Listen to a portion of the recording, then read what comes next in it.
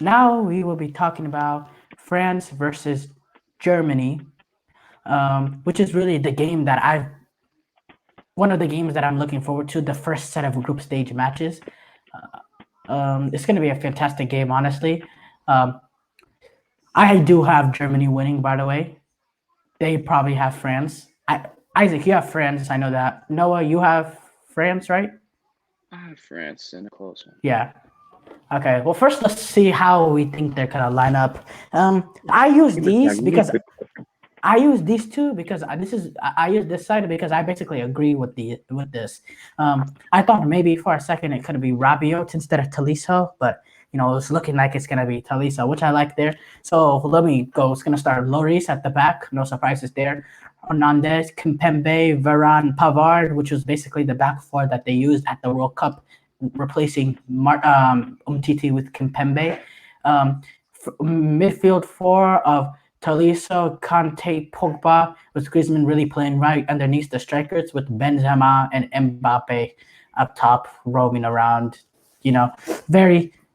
This is really they're gonna rely a lot on their fullbacks going up and down the flanks for their width because they're really a central team. They are more of Yeah. a central team.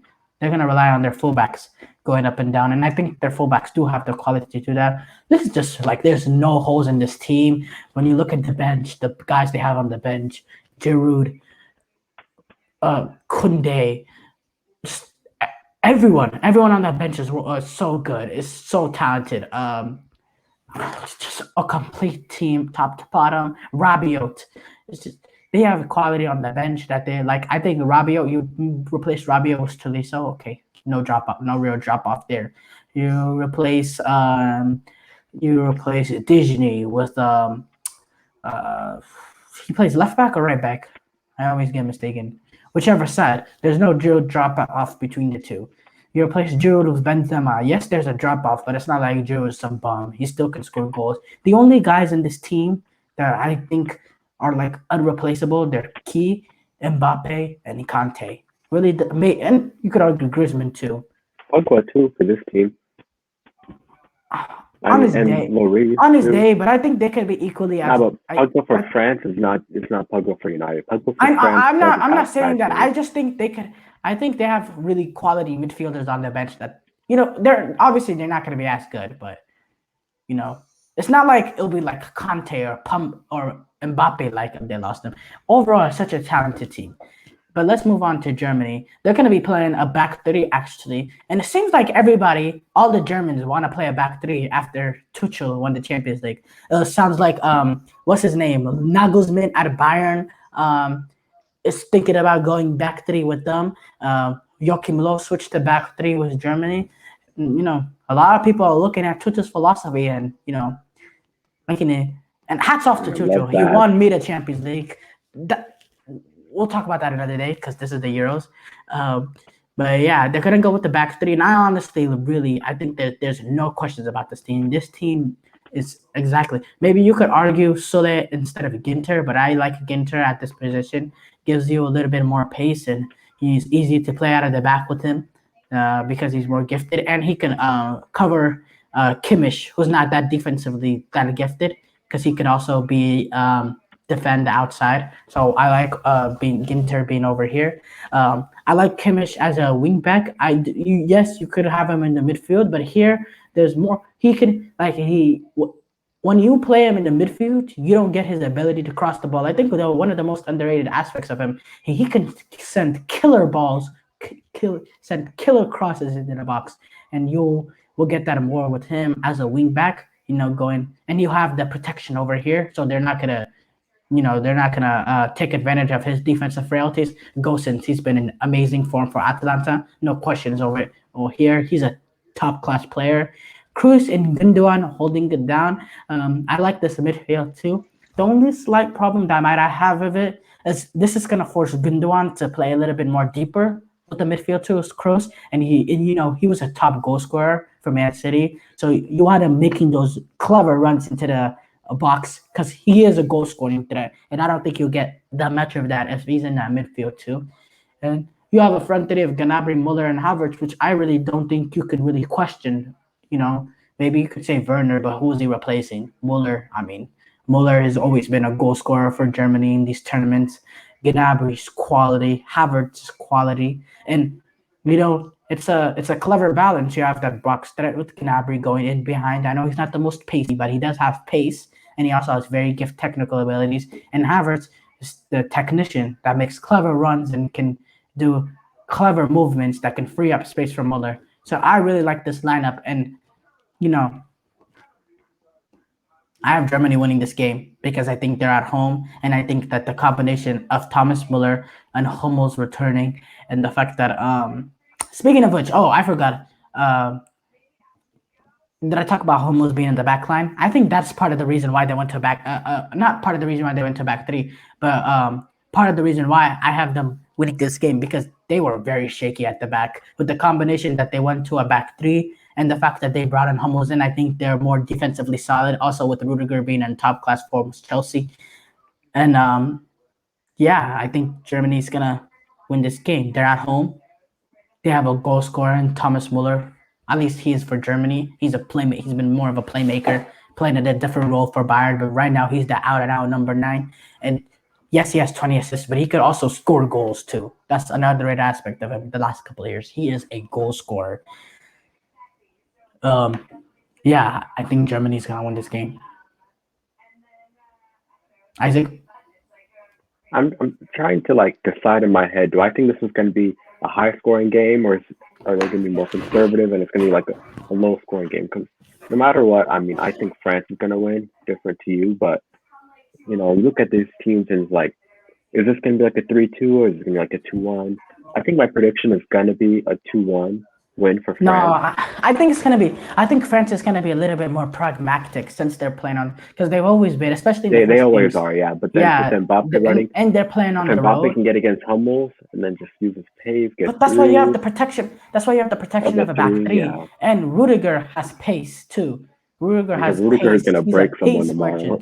Yes, Rudiger has pace, and he'll get under the skin of those French players who. I think you probably want Benzema, Rudiger, and Mbappe. I think France. I think some of the French players could be are a little bit mentally soft, in my opinion. Some of them. I think that he can get under their skin too, because he's that type of player. Center back, right? Yeah. Rudiger was on. Yeah. So then if Mbappe can make a run, for Chelsea. Okay. Yeah. So then if you can have Mbappe make a run on the other side, Hummels has less pace and. Hummels is playing down the middle. Is Ginter playing on the right side? Yeah, and Ginter, he could almost play. I've seen him play as a fullback, and he's really good as a fullback too. That's why he provides protection for Kimmich. But that's why you have the protection of a back three. Yeah, but you can always outrun 2 players, right? But I know it's not just about running. France. I don't think that's how football. I don't think that's how football works. You can't just outrun. I'm talking about the counter attack. I'm talking about. I didn't specify. I mean, on the counter attack, you can have Mbappe on the other side, so Rudiger is not there, and you've got Ginter and you've got Hummels in the middle, and you always got Benzema on the other side. My thing is though, when you look at these lineups, this works really well for Germany because you have a back three here where a lot of your protection is in the middle, while you have a very narrow front three of France where they have all 3 of their players in the middle. That's where Germany protects them. Because the thing with the back three is the way you could create trouble with the back three, other than attacking with widths, is if you have a false 9 that can come into the midfield. Because if you have a false 9 coming in the midfield, you create an outnumber in the midfield, and that back three almost becomes useless because they're not really attracting someone. But if you have a front 2 and you have Griezmann right underneath, that is perfect for a front 3 because that's where they have the numbers. You want to attack the width, the lack, especially on this side, because Kimmich is going to be going up and down that wing. Gosens is a little bit more disciplined wing back. Not saying Kimmich is not disciplined, but he does all of his attacking, and they need him up here because he's going to be the room there. Let's be honest, he's the main creator in this team. The Kroos and Gundogan, they're a very great midfield, but it's not really a team that's clever, a midfield that's clever and that can make those, breaking passes. Maybe as a deep line playmaker, Kroos can, but not really, Okay. real not in the quick, I'm second gonna half. I'm gonna make this prediction. Benzema's gonna get a header goal tomorrow, and Mbappe, he's gonna, during a counterattack, he's gonna make a good run, and he's gonna score a goal. And then I also think that what was my prediction for Germany? I was gonna say, Thomas Muller is gonna get an assist tomorrow for Germany. Someone else will score the goal, and that's my very specific prediction. Yeah, I just think this is perfect for Criticize it Germany now, because then it's so tomorrow I'll there. be telling you I'm France is right. going to be playing. France is going to be playing so narrow. It's going to feed right into the Germans' hands. It's going to feed right into the Germans' hands because they're playing a back three and they're going to be protecting the middle of the It park. depends where the possession is. What if France has that possession? Then it's less of an issue. Then you go back to Well, the thing is, lineup. France never really have done. Even when they won the World Cup, they didn't do this when they played against Belgium or when they played against Belgium, which is really only the team that had like all the other games. They didn't really play a game with that much players with that much better than them. But when they played a really decent team like Belgium that actually has quality around they couldn't control possession. But if you want to beat this Germany team, you're going to have to control the possession because what you want is to force Kimmich and Gosens to be playing as a left back and right back, and you want to force them into a back five, and then you just want your guys' technical ability in the midfield to break them down.